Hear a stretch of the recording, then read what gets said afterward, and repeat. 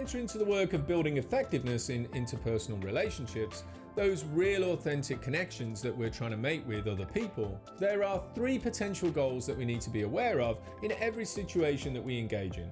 The first of which we're going to introduce to you in this particular video, and it's known as objective effectiveness. This basic principle, which is often the starting point for every conversation, refers to actually being able to get the objective or goal that we want to get from the interaction that we're about to participate in.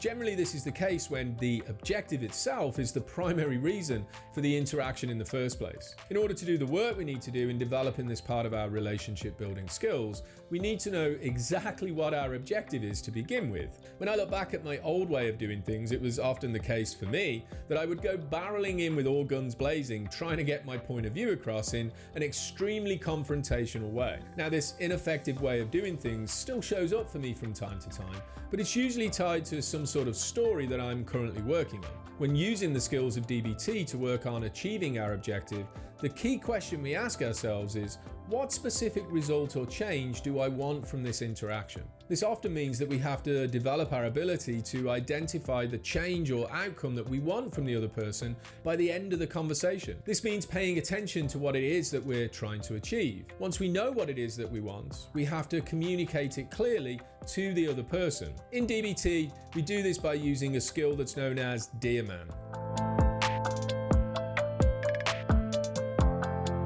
Following the guidelines that are laid out for us in the Dear Man skill helps us to effectively communicate what our objective is to the people that we need to communicate it to. And as I previously said, this means first knowing what it is that we want, which can be a challenging thing for us to know, let alone communicate. Maybe we want the other person to do something, or even to stop doing something. Perhaps we want them to commit to a particular action that we want them to take in the future, to agree with our point of view, or to give us an opinion or a different perspective. Sometimes it's true that we simply want them to validate us for something that we want validation for. So knowing what it is that we want is an essential place for us to start. Establishing what our true objective is often means practicing self-honesty so we can understand what it is that we actually want to achieve. Then looking at whether this expectation is something that's actually achievable. Our expectations revolve around the standards that we set and the probability that people can actually meet them. Is the person that I'm connecting with able, capable, and willing to do what it is that I'm asking? Do they have the time and the space in their lives to meet my need? Do they have the skills that are needed to actually achieve the eventual outcome? And have they demonstrated a desire to do these things in the past? If the answer to any or all of these questions is no, then we have to look at the expectation that we're setting to understand why we keep asking people to do things that they can't achieve, then getting upset at them for not being able to achieve the thing that we're asking them to do. If the answer to all of those previous questions is yes, then it's important for the objective we're trying to achieve to be as specific as possible. The clearer we are about what we want, the easier it will be to apply the objective effectiveness skills, and the clearer we will be as to whether or not we were actually successful in reaching our desired goal. As with many of the other DBT skills, Dear Man follows the standard rule of mnemonics, so let's explore each of the letters in this skill set so that we can build a deeper understanding for what they actually mean.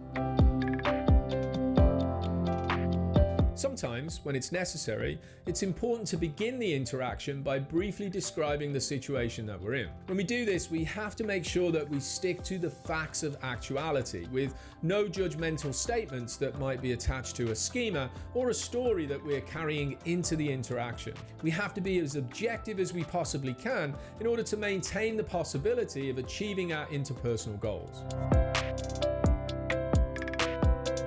Next, express clearly how you feel or what you believe about the situation. Don't expect the other person to be able to read your mind or to know exactly how you feel. Regardless of how long you've known this person for, it's simply impossible for someone to know exactly what's going on in your mind every single time you have a thought or a feeling. For example, it can often be helpful to give a brief rationale for a request that you're making of someone, or for why you might be saying no to a request that someone's making of you.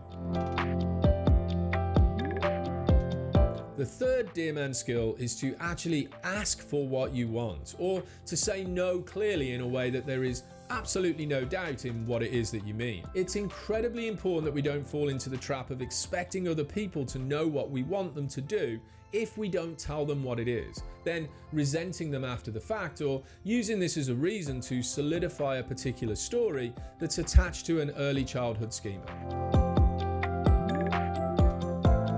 The fourth Dear Man skill is to reinforce the other person in a positive way. That is, identify something positive or rewarding that would happen for the other person if they engage in the way that we want them to. This can involve taking time beforehand to consider what the other person's perspective and possible motivations might be, drawing connections between what you're asking for and what the other person wants or needs, then using the skill of planning ahead to build mastery for what it is that you want to say.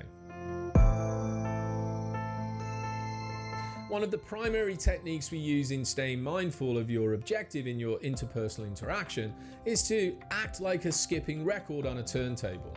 That is, keep asking for what it is that you want, or saying no to the request that you're trying to refuse, or expressing your opinion over and over again. This can sometimes include starting the dear aspect of this script that you developed in planning ahead to build mastery again from the top, or maybe just from a particular part that seems to make the most sense. Using a confident tone of voice and displaying an assured physical manner and posture with the appropriate level of eye contact so you don't get perceived as being evasive or aggressive is essential to the skills that we're trying to practice implementing. Such a manner conveys to both the other person and actually to yourself that you are a valuable aspect of this interaction and you deserve respect for what it is that you want. The final Dear Man skill is to practice the art of negotiation. In other words, we have to be willing to give something in order to get what we want. Being effective in negotiating for what you want often means being open to alternative solutions to the problem, which sometimes mean we may need to reduce the level of our own personal requests. Rigidity is often an aspect of ineffective interpersonal connections, so keep this in mind when negotiating your outcomes. Now, we can use the Dear Man skill in many of our interpersonal connections and interactions with others. So the following are some examples of when this can be an effective perspective to take.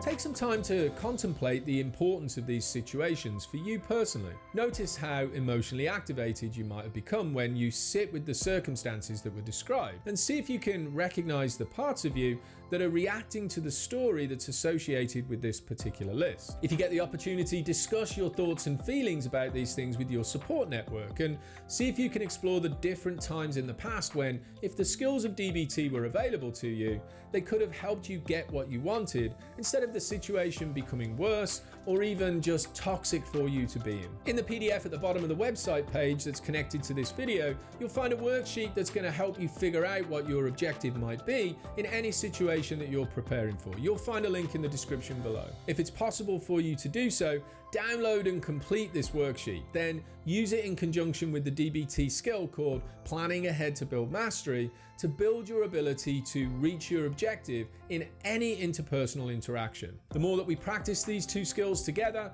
the more ingrained this way of thinking will become into our actual behaviors. So remember to practice, and practice the skills. Then when you think you've practiced them enough, practice them some more. If you take a look around the pages of my website and my YouTube channel, you're going to find a lot more videos and handouts on the many different skills of DBT and how to integrate the theories of schema therapy to support you in living the life you want to live. If you've got an opinion on this, please leave a comment in the chat, or if you want to know more, come join the live online meetings that I facilitate each week on Zoom. I'll leave some links to those groups in the description below. As always, if you like the content of this video, please subscribe to the channel, smash that like button, and turn on those notifications to get all the latest from me and the Liberation Place. I hope this gave you some ideas on how to use the Dear Man skill to build your own supportive interpersonal relationships. Thanks for watching. See you again soon. Take care, be safe, and be well.